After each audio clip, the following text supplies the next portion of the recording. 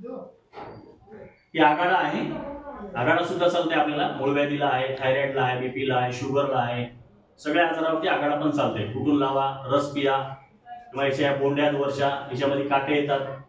ज्यांना शुगर वाढणार खाव खाव, डॉक्टर सांगतात खा, तुम्ही सकाळी खा, 4-4 घंट्याला खा. पण याची जर खीर करून खाली किंवा याचा भात शिजून खाला, याच्यामध्ये तांदूळ निघतात, तर त्याचा खावखावपणा निघून जातो, त्याला भूक पण लागत नाही. ती ताकद आहे या तांदळामध्ये, आघाड्यामध्ये. विंचू चावला, पाल चावली, साप चावला, याची मुळी उगाळून लावायची.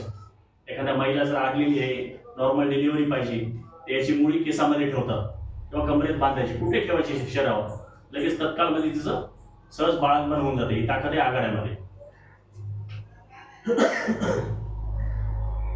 हे लिव्हरसाठी, त्वचा रोगासाठी, किंवा आता लंगडी वगैरे आलेत जनावराला, हे पाजायचा पण रस आणि रस लावायचा पण.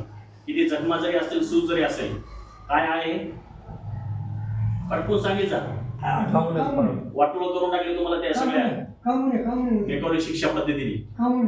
कामुन्या त्याच्यामध्ये 2 प्रकार असतात, हिरवी पिवळी असते, दोन्ही चालतात. चमचा रस पिया, वात असू द्या, संधिवात असू द्या, कावीळ असू द्या, केस काळे करायचे, कुटून लावा, तेलामध्ये शिजून लावा. जे दररोज तेल लावता तुम्ही पॅराशूटचं कोणत्याचे, पण नारळाचं तेल चांगलं घ्यायचं, तुम्हाला घाण्याचं घ्यायचं तेल.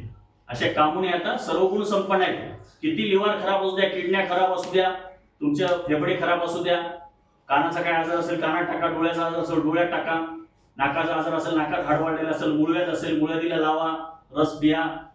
अशा कामुने आहेत, गुणकारी आहेत, किती काम करणारे, आता किती आजारावर काम करणारे आहेत. असायचा अवश्य फायदा घ्यायचा कामुन्या. ते शरीरामध्ये कोणते